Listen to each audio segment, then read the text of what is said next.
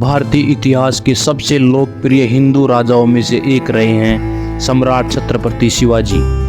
उनकी लोकप्रियता को इससे भी देखा जा सकता है कि आज भी महाराष्ट्र के लोगों की ही नहीं बल्कि भारत देश के लोगों की जुबान से उनकी वीरता और शौर्यता के किस्से सुनने को मिलते हैं। अपने शासनकाल में उन्होंने जिस तरह से अपने साम्राज्य को बढ़ाया वह आगे की पीढ़ियों के लिए एक मिसाल है। शिवाजी की सबसे बड़ी खासियत यह रही कि एक सेनानायक के रूप में वे कभी विवादों में नहीं रहे। उनके अंदर दूसरी बड़ी खूबी यह थी कि वह एक कुशल सेनानायक होने के साथ साथ बेहतर रणनीतिकार भी थे। उनकी सेना में 1 लाख से भी ज़्यादा सैनिकों की मौजूदगी इस बात का प्रमाण है। ऐसे में हिंदू हृदय सम्राट शिवाजी महाराज के जीवन को इस वीडियो के माध्यम से जानना बेहद दिलचस्प रहेगा।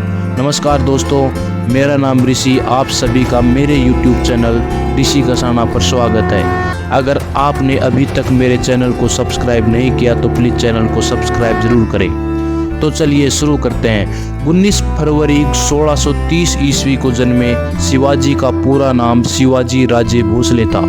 उनके पिताजी शहाजी राज भोसले एक शक्तिशाली और प्रभावशाली सामंत थे, जबकि माताजी जीजाबाई का अपना एक अलग रुतबा था। बावजूद इसके कहा जाता है कि शिवाजी के जन्म लेने के बाद उनके पिताजी ने उनकी मां को त्याग दिया था। असल में वे अपनी दूसरी पत्नी तुक्काबाई के साथ रहते थे, जिसके कारण उनके संबंध जीजाबाई से खराब हो गए थे। इसलिए उनकी मां जीजाबाई ने समर्थ गुरु रामदास की मदद से उनकी लालन पालन में कोई कमी नहीं छोड़ी। कहा जाता है कि शिवाजी में वीरता के बीज मां जीजाबाई द्वारा ही रोपित किए गए थे, जिन्होंने बाद के दिनों में छत्रपति शिवाजी महाराज का नाम समूचे भारत में विख्यात किया।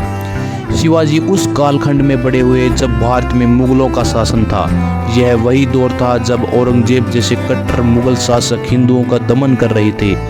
जबरन मुसलमान बनने से लेकर हिंदू मंदिरों को तोड़ने का काम उस समय जोरों पर था। शिवाजी मुगलों की बर्बरता को देखकर बड़े हुए थे, इस कारण उनके प्रति रोष स्वाभाविक था।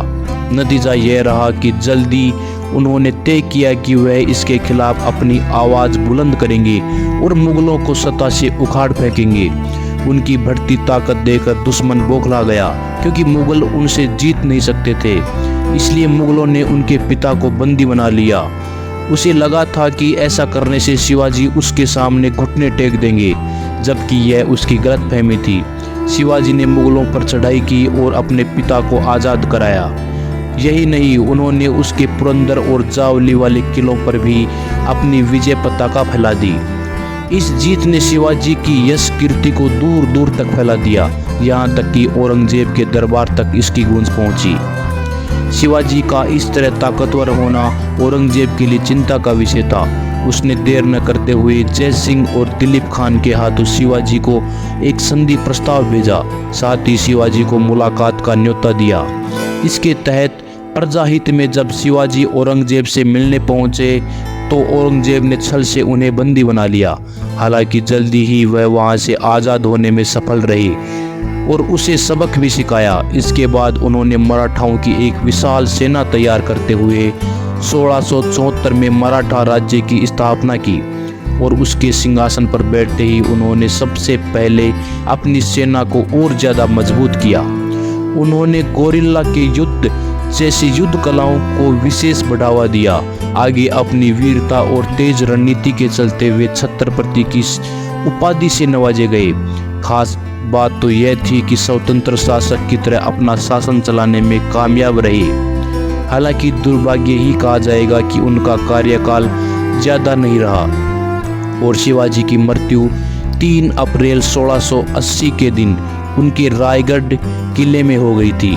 उनके निधन को लेकर इतिहासकारों में भी मतभेद हैं। कुछ इतिहासकार मानते हैं कि उनकी मृत्यु स्वाभाविक थी, हालांकि कई इतिहासकारों ने लिखा कि उनकी साजिश के तहत जहर दिया गया था। बाद में उनके पुत्र संभाजी ने उनके साम्राज्य को आगे बढ़ाया और उनकी ही तरह मुगलों को लगातार चुनौती देते रहे। दोस्तों, छत्रपति शिवाजी के बारे में अपनी राय हमें कमेंट बॉक्स में ज़रूर बताएं। इस तरह की इंटरेस्टिंग और इन्फॉर्मेटिव वीडियो देखने के लिए हमारे चैनल को सब्सक्राइब ज़रूर करें। धन्यवाद। राम राम सा।